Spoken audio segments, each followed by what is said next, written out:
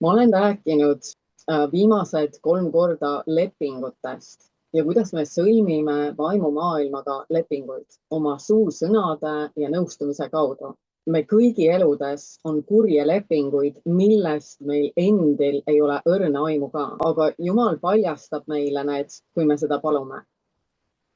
Väga sageli, kui me peame teatud asja pärast meelt parandama ja eriti, kui see on korduv asi või kui see on meie suguvõsas sees, siis on väga sageli selliste asjade taga kurjad lepingud. Jumal näitas mulle ka seda, et mitmetel tuleb meelt parandada ka sellest, et nad on teinud lepingu puudusega või piiratusega või sellise mõtlemisega, et minu jaoks ei ole see võimalik, mis iganes see on. Palveta, et Jumal paljastaks sulle iga kurja lepingu, millest sinul tuleb meelt parandada. Ja ma annan ka Tuvalli palve, mille abil need kurjad lepingud purustada. Ja Jumal näitab meile neid asju samm-sammult. Praegu ei pruugi me näiteks sügavamaid lepinguid üldse näha, sest meie mõtlemine ja usk ei ole kooskõlas sellega, mida Jumal soovib meile näidata. Seega ole valmis, et Jumal hakkab sulle neid asju samm-sammult ilmutama. Kuid need lepingud hoiavad meilt ära Jumala parima. Meil tuleb parandada meelt ka sellistes mõtetes nagu ma ei kuule Jumala häält või ma ei saa aru, mida Jumal mulle ütleb või näitab. Või siis, et jõukus ei ole kõigi jaoks. Või Jumal soovib mind alanduses hoida. Või siis Jumal ei ole piisavalt tubli, et paremat väärida. Mis iganes see on. Jumal saab meile need paljastada. Mina olen palunud, et Jumal näitaks mulle mõtteviisid, mis hoiavad mind tagasi. Mis on tegelikult maailma mõtteviisid, millega meid on nii-öelda programmeeritud. Ja ma ei ole seda näinud enda elus, sellepärast, et ma olen nii harjunud niiviisi mõtlema ja sellepärast, et teised inimesed minu ümber mõtlevad samamoodi. Kuid kui me palume, et Jumal ilmutab meile need mõtteviisid, mis on tegelikult kurjad lepingud, sest me oleme nõustunud selle mõtteviisiga, järelikult me oleme nõustunud pimedusega. Et need lepingud tuleb purustada, kui me tahame oma eludes edasi minna. Sest point on selles, et maailm ei taha, et me mõtleme oma peaga. Ma hakkasin hiljuti nägema eriliselt eredalt nagu seda, et meile antakse kätte nii-öelda teatud võimalused ja meil lastakse nende nii-öelda ainsate võimaluste hulgas enda jaoks nii-öelda parim valida. Näiteks me lõpetame kooli ja meile antakse 2 teed. Põhimõtteliselt 2 teed. Õppida selgeks mingi ameti või minna kõrgkooli, et saada parema hariduse. Ja seejärel see amet või see haridus annab meile võimaluse töötada teatud positsioonidel selleks, et hoida meid konkreetsetes raamides. Et me ise edasi ei mõtleks, et me ei võtaks riske, et me ei liiguks väljapoole neid piirjooni, mis maailm meie jaoks on paika pannud. Meile õpetatakse otsima ja igatsema seda, mis on turvaline, seda, mis on mugav. Ja meile õpetatakse, et turvaline on see, mida me saame oma loomulike silmadega näha, mida me saame oma käega katsuda. Et siis on see päriselt olemas. Meile õpetatakse, et kui sul on töökoht olemas, siis ole õnnelik, sest nii paljudel ei ole tööd. Seejärel õpetatakse meile ootama pensionipõlve, et vot siis saad teha asju, mida sa varem ei ole teha saanud, kuna enne oli töö ja pere ja nii edasi. Ma mäletan nii hästi, kui ma olin noor inimene, siis mulle õpetati, et mul tuleb selgeks õppida mingi kindla ameti, et kui kõik muu kukub läbi, siis ma saan alati tööd sellel ühel ametipostil. Et mul on nii-öelda midagi, mille peale tagasi kukkuda. Et mul on alati see turvalisus olemas, et ma saan alati sellel ametil tööd. Ja minu mõtlemine oligi siis see, et okei, mille ma siis endale väga hästi selgeks õpin, et saan sellel alati tööd teha. Minu mõtlemine või minu perekonna mõtlemine oli natukene eesrindlikum selles suhtes, et meile ei õpetatud ainult seda, et õpi selgeks töö, mida sa saad siin teha, vaid töö, mida sa saad ükskõik kus maailmas teha. Ja seega ma otsustasingi, et mina õpin grupieeks, et see on midagi sellist, mida ma saan ükskõik millal ja ükskõik kus kohas maailmas teha. Ja ma saan reisida ja samas mul on töö. Nii et see oli minu mõtlemine. Ja meid hoitakse teadlikult väga kindlates piirides.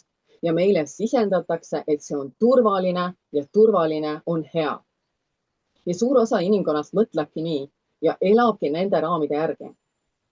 Meile õpetatakse, et suur osa elust ongi töö ja palgatšeki peale lootmine, mis on tegelikult absoluutselt absurdne ja ajuvaba, kui me hakkame vaatama seda, mida Jumal meile oma sõnas ütleb. Kui mina tulin Jumala juurde, siis tema ei lubanud minule nendesse turvalisuse piiridesse jääda.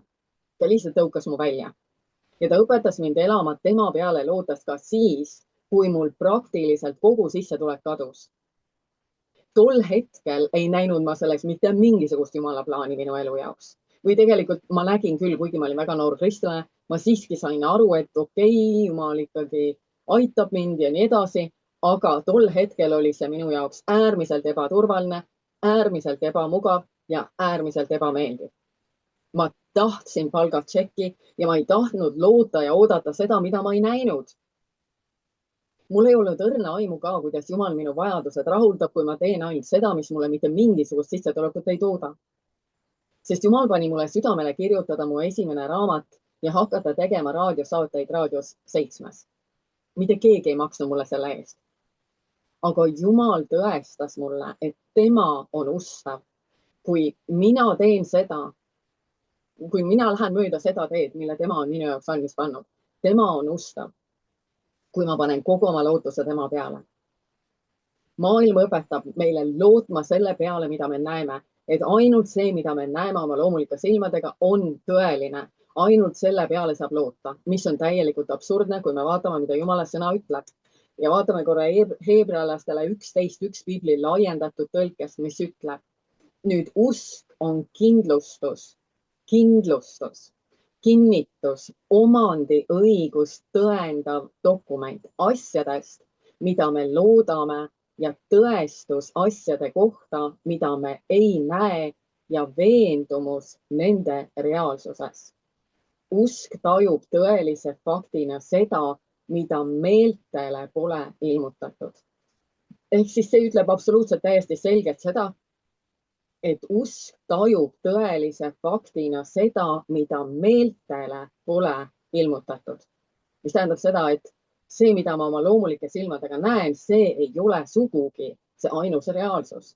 Kui ma tahan ja luban, et see on minu elus reaalsus, siis see ongi minu elus reaalsus. Me ise loome oma reaalsuse, keegi teine meil ei loo, meie reaalsust ei loo. Kui mina otsustan, et minu reaalsus on ainult see, mida ma näen oma loomulike silmadega, mida ma katsun oma käega, et see on minu ainus reaalsus, siis see on minu ainus reaalsus. Kuid kui mina otsustan usaldada seda, mida ma veel ei näe, kuid mida Jumal on minule oma sõnast tõotanud, siis see muutub minu reaalsuseks. Nüüd usk on kindlustus, kinnitus, omandi õigust tõendav dokument asjadest, mida me loodame, tõestus asjade kohta, mida me ei näe ja veendumus nende reaalsuses. Usk tajub tõelise faktina seda, mida meeltele ei ole ilmutatud. Ja see on see, kuidas Jumal on õpetanud meid elama. See on Jumala viis. Kuidas ma ennast selles olukorras tundsin, kui mul kadus enamus mu sissetulekust? Ma tundsin ennast äärmiselt ebakindlana. Ma tundsin ennast äärmiselt ebamugavat. Minu jaoks oli raha minu pangakontol turvalisus ja seda mul äkitselt ei olnud. Kõigele lisaks tuli mulle kaela veel päris suur võlg, mis oli minu enda lohakuse tulemus, sest ma ei uurinud seadust ega ka seda, mida minult FIE-na oodatakse. Selleks ajaks olin ma küll FIE-na lõpetanud, kuid võlg tuli kaela täpselt siis, kui mu sissetulek kadus. Minu jaoks oli see absoluutne õudusunenägu. Ma tahtsin ainult peateki üleni teki alla pugeda ja sealt mitte iialgi enam välja tulla.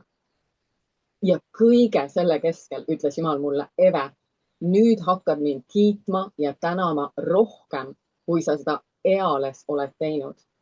Ma olin nagu, mida? Sa nagu ei aitagi mind siit augustust kenasti välja. Kas sa ei näe, et ma kannatan? Ja sa paned mulle veel suurema koorma õlgadele? Kuid tänu ja kiitus olid need asjad, mis tõid mind sellest august välja. Finantsiline pool võttis veidi kauem aega, kuid vaimselt ja emotsionaalselt kiskusid kiitus ja tänu mind sellest august mõne nädalaga välja. Kiitus ja tänu raskes keerulises ja pimedas olukorras purustasid mu vana aluse ja rajasid mu alusele kindlale pinnasele Kristuse kaljule. Mul tuli minna vastu või käituda vastupidiselt sellele, mida ma tundsin, mida ma tahtsin, mida mu emotsioonid mulle ütlesid. Mul tuli vastupidiselt sellele toimida. Mul tuli anda tänu, kui ma ei tundnud mitte mingisugust tänulikkust enda sees. Kuid kui ma hakkasin Jumalale tänu andma selle eest, mida ma nägin, mis oli hea minu elus. Ja kusjuures 2 nädalat ma nägin ainult 3 asja enda elus, mis oli hästi ja ma ei osanud anda Jumalale tänu mitte millegi muu eest, ainult 3 asja eest, 2 nädalat järjest, ühe ja sama asja eest, tund aega järjest iga päev. Ma tänasin teda ja siis äkitselt läksid mul silmad lahti ja ma nägin, kui tänamatu ma olin olnud. Ja ma nägin ka seda, mulle äkitselt hakkasid selle tänulikkuse keskel, mu hakkas Jumala sõna avanema selliselt, nagu ma ei olnud seda kunagi varem näinud. Tänulikkus avas sõna otseses mõttes mu vaimsed silmad. Ma hakkasin nägema asju, mida ma Jumala sõnas kunagi varem näinud ei olnud. Nii et kiitus ja tänu kiskusid mind sellest august välja. Vastasel korral oleksin ma samasse vanasse auku koheselt tagasi kukkunud, kui Jumal oleks mu plaksti tõstnud välja sellest olukorrast, kus ma olin. Jumal pidi minu mõtlemise ja minu suhtumise muutma. Ta pidi panema minu lootuse ja fookuse tema peale ja mitte minu näilise turvalisuse allikale. Me ei saa mitte kunagi muuta oma väliseid olukordi ilma, et me teeksime täieliku muudatuse oma mõttesüsteemidesse. Me ei saa eales muuta oma väliseid olukordi ilma, et me teeksime põhjaliku restardi oma mõttesüsteemidele. Ja sageli me soovime kiireid muudatusi, kiireid lahendusi. Kes ei sooviks, igaüks meist soovib seda. Kuid kui me alustame välise muutmisega, siis me kukume mõne aja pärast samasse vanasse lõksu tagasi. Ja ühel hetkel me järeldame, et ju siis Jumal ei soovigi meid siit august välja aidata. Kuid see on kõige kaugem asi tõest. Nüüd üks asi on, kui meie tööpost, kus me praegu oleme, on kui missioon Jumalat. Kui me mõistame, et kui see asutus, kuhu Jumal on meid juhtinud, siis meil tuleks võtta seda positsiooni kui missiooni Jumalat. See on meie missioon. Ka meie vaimne teenistus on see. Ära võta seda tööd kui palgatööd. See võib olla maailma jaoks palgatöö, kuid meie jaoks ei tohiks see olla eales palgatöö, see on missioon Jumalat. Ta on asetanud sinu sinna paika, sellesse asutusse, selle konkreetse eesmärgiga, et tuua sinna oma valguse, oma tarkuse ning vastused sealsetele probleemidele sinu kaudu. Et see ei tähenda seda, et sa pead leppima selle palgatšekiga, mis sulle antakse. Sugugi mitte. Jällegi, see on Jumala piiramine. Kui me lepime selle palgatšekiga, mis me saame sellest asutusest. See ei ole see, kuidas Jumal on loonud meid elama. See on see, kuidas maailm ütleb, et meil tuleb elada, et see on nüüd sinu palgatšekk ja sa pead sellega hakkama saama. Palu, et Jumal näitab sulle, kuidas suurendada sinu sissetulekut. Ta soovib seda teha. Ta igatseb, et me ei piira teda. Ma usun, et me oleme jõudnud sinna punkti, kus Jumal ütleb meile, ma otsin ustavaid südameid, neid, kes tunnevad minu südant, selleks, et usaldada suured summad nende kätesse, et nad oleksid kanaliks minu õnnistustele selles maailmas, sest see on Jumala eesmärk. Jumal õnnistas Abrahami selleks, et tema võiks olla õnnistuseks. Ja see on Jumala suhtumine. Ta igatseb iga ühte meist külluslikult õnnistada, kuid mitte selleks, et me vaid seda enda kontole koguksime, vaid selleks, et seda välja jaotada vastavalt tema juhtnööridele. Ta on võimeline meile alati rohkem andma. 2. Korintuse kiri kõneleb sellest. Kui me vaid õpime teda usaldama ja õpime olema kanaliks tema õnnistustele. 1. Moosese 18. peatükk ja 18. salm kirjeldab seda ja ma loen selle Piibli laiendatud tõlkest, mis ütleb, kuna Abraham saab kindlasti suureks ja vägevaks rahvaks ning kõiki maailma rahvaid õnnistatakse tema kaudu. Nii et Jumal ei ütle meile sugugi, et ma soovin õnnistada ainult oma rahvast, vaid ta ütleb, et ma teen sinust õnnistuse selleks, et sina võiksid olla õnnistuseks kõigile, kes on sinu ümber. Selleks, et nad võiksid mind sinu eludes näha. Selleks, et nad võiksid minu headust näha sinu kaudu. Ma annan sulle, et sa saaksid neid õnnistada. Muidugi Jumal ei anna meile ainult selleks, et me saaks teisi õnnistada. Ta tunneb rõõmu sellest, kui ta saab meid õnnistada. Aga see on Jumala süda, kuna Abraham saab kindlasti suureks ja vägevaks rahvaks ning kõiki maailma rahvaid õnnistatakse tema kaudu. Kõiki maailma rahvaid õnnistatakse tema kaudu. See on Jumala süda ja see on see, mille jaoks ta tahab tuua üha suuremaid finantse meie kätesse, selleks, et me oleksime õnnistuseks. Sest vastasel korral need on maailma kätes ja maailm ei soovi õnnistada teisi, vaid pigem koguda oma pangakontole. Et see annab see on see turvalisus. Et meil on õpetatud, et see annab meile turvatunde ja see on tegelikult ebanormaalne. Jumal on meie turvalisus ja need asjad meile näidata, et me saame need purustada. Ja ma palvetangi Tuvalli palve, sa võid selle minu järel palvetada. See ütleb, taevane isa, ma tulen sinu ette Jeesuse Kristuse vägeval nimel ja ma loobun ja siia panegi kõik asjad, need mõtteviisid, mis Jumal sulle näitab. Ma loobun nendest ja ma annan talle või neile lahutuskirja siis nendele mõtteviisidele, nendele lepingutele. Ma otsin välja peidetud dokumendid, kus on üksikasjalikult kirjeldatud iga meid siduvat lepingut, tunnistust, vannet ja tõotust ning käsin need Jeesuse verega tembeldada. Sest vaimses sfääris, ära seda minu järgi loena, aga sest vaimses sfääris on need asjad sõna otseses mõttes, need on lepingud, mis ongi olemas, nagu meil on paberkandjal lepingud. Need on vaimses sfääris samamoodi olemas, need lepingud, need dokumendid, need tunnistused, need vanded ja need tuleb meil tunnistada ja need tuleb meil purustada. Järgmine osa. Ma palun Jeesuse nimel, et sinu taevastele vägedele antakse ülesandeks panna ajutiselt luku taha iga osa minust, mis on lojaalne siis nendele lepingutele. Ma palun, et need osad saadetakse taevase isa trooni ette, et need puhastataks nende lepingute. Kui ma ütlen nende lepingute, siis sina täida selle augu sellega, millest sa parandad need, millest sa lahti ütled, nendest osadest ning nad saaksid täielikult tervendatud ja vabastatud. Ma annan nüüd nendele lepingutele kuulunud ala endas üle Jumala kuningriigile ja kutsun sind, isand Jeesus, astuma troonile ja valitsema seda ala oma raudkepiga. Jeesuse nimel seon ma nüüd kõik väravavalvurid ja avastan iga portaali sissepääsupunkti, mis kuulub siis nendele lepingutele, tema valdusele ja pärandile.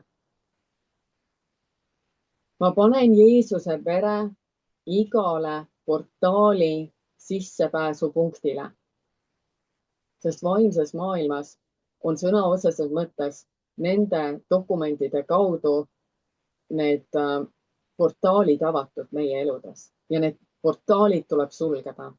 Seega ma panen Jeesuse vere igale portaali sissepääsupunktile ja pitseerin need püha vaimuga. Ma kuulutan, et need on uinutatud ja jäädavalt deaktiveeritud. Ma võtan vaimumõõga, mis on Jumala sõna, ja ma lõikan end vabaks nendest lepingutest, tema valdusest ja pärandist Jeesuse nimel.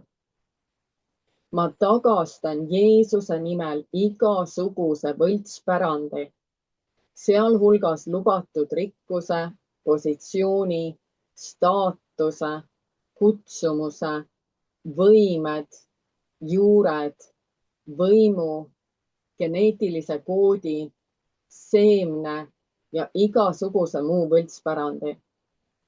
ma keeldun sellest ja eraldan end sellest ning võtan vastu oma pärandi Jeesuses Kristuses.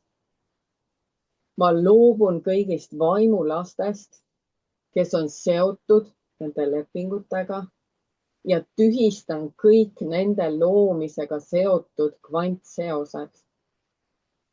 ma kuulutan kohtumõistmise nende üle ja puhastuse elava vee kohtumõistmise kaudu valdusele, mida nad hõivavad.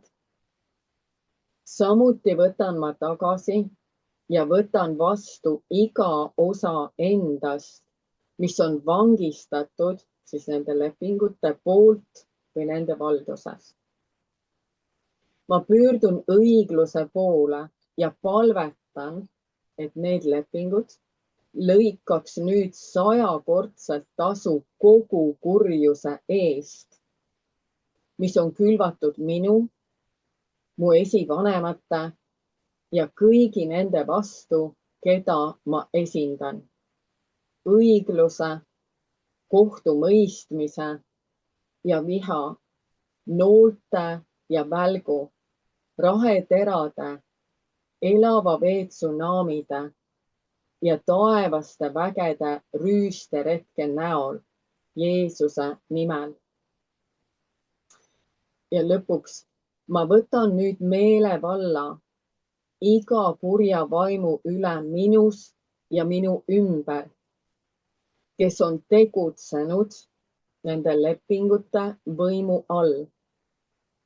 ma kuulutan, et te olete avastatud, kinni peetud, kinni seotud, läbi torgatud ja kohtumõistmiseks minust välja heidetud. ma kuulutan, et teid saadetakse kuristikku ebaõnnestunud ülesande tõttu. Aamen. sellised me saame purustada need kurjad lepingud, mis Jumal meile näitab. ja see annab meile võimaluse minna edasi sellesse, mis Jumal meile valmis on pannud. ole südamest õnnistatud ja tead täie kindlusega, et sinu taevane Isa armastab sind.